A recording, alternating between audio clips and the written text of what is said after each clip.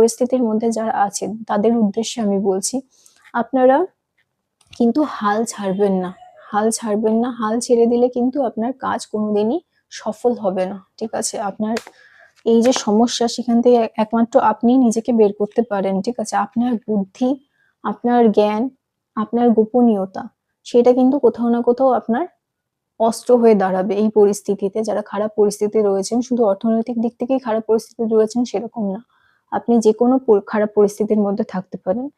তাদের উদ্দেশ্যে বলছি, আপনার যেটা আপনি জানেন সেটা নিজের মধ্যে রাখুন। সেটা বাইরে প্রচার করবেন না। কারণ আপনার খারাপ পরিস্থিতির জন্য কোথাও না কোথাও অনেক মানুষের হিংসা, অনেক মানুষের খারাপ নজর, সেগুলো কিন্তু দায়ী আমি দেখছি। আপনি যখন কিছু বলে দেন কাউকে, সেই কথাটা কিন্তু হয় না বা সেই কাজটা কিন্তু আটকে যায়, নানান ধরনের সমস্যা দেখা দেয়।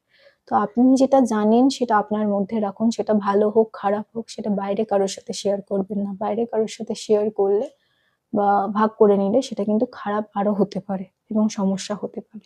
আপনি এমনিই সমস্যার মধ্যে আছেন, অন্য কারোর সাথে শেয়ার করার কোনো দরকার নেই। সমস্ত মানুষ আপনার ভালোতে খুশি হন না, বা আপনার যদি কিছু ভালো হয় তাতে তাদের আনন্দ হয় না। তো সেই জন্য আমি বলবো, যতক্ষণ না একটা কাজ হচ্ছে সম্পূর্ণ, যতক্ষণ না আপনি ভালো জায়গায় পৌঁছাচ্ছেন বা আপনার লক্ষ্যে পৌঁছাচ্ছেন, যাই হয়ে যাক না কেন, কারোর সাথে শেয়ার করবেন না বা ভাগ করে নেবেন না।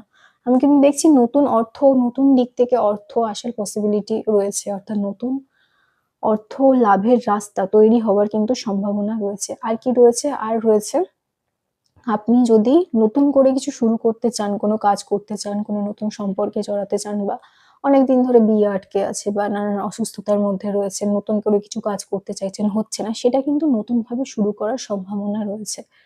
এবং সেই ক্ষেত্রে কি হবে? সেই ক্ষেত্রে দুজনের মধ্যে, আপনার এবং সেই যে নতুন সম্ভাবনা, নতুন মানুষ বা নতুন অর্থনৈতিক পথ, যাই বলুন না কেন, এই দুটোর মধ্যে কিন্তু একটা যোগাযোগ তৈরি হবে।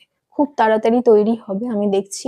সম্ভবত এই মাসেই তৈরি হওয়ার সম্ভাবনা রয়েছে। আমি দেখছি আপনি নিজের চিন্তা ভাবনাকে পরিবর্তন করুন। আপনারা অনেকেই এমন একটা চিন্তা ভাবনা করছেন সারাদিন যে আমার হবে না, আমার দ্বারা হবে না, আমার এই কাজটা হবে না, আমার ওই কাজটা হবে না। এই ধরনের চিন্তা ভাবনা যারা করছেন তাদের উদ্দেশ্যে বলছি, সেই চিন্তা ভাবনাটা ভুলে যান। সেই চিন্তা ভাবনাটা ভুলে যান। আপনি নিজের ভাবনা চিন্তা চেঞ্জ করুন, পরিবর্তন করুন। পজিটিভ ভাবুন। যত পজিটিভ ভাববেন তত ভালো হবে। যত ভালো ভাববেন তত ভালো হবে। যত খারাপ ভাববেন তত কিন্তু খারাপ হবে। চিন্তা ভাবনা ভুলে যান। আপনার দ্বারা হবে, আপনার কাজটা হবে, আপনিই পারবেন করতে। আপনি যেটা চান সেটাই হবে। এই ধরনের ভাবনা চিন্তা নিয়ে আসুন। আপনার জীবনে কিন্তু অনেক উন্নতি হবে। এই রিডিংটাকে ক্লেম করার জন্য লাইক, শেয়ার, সাবস্ক্রাইব করবেন। সবাই খুব ভালো থাকবেন। নমস্কার।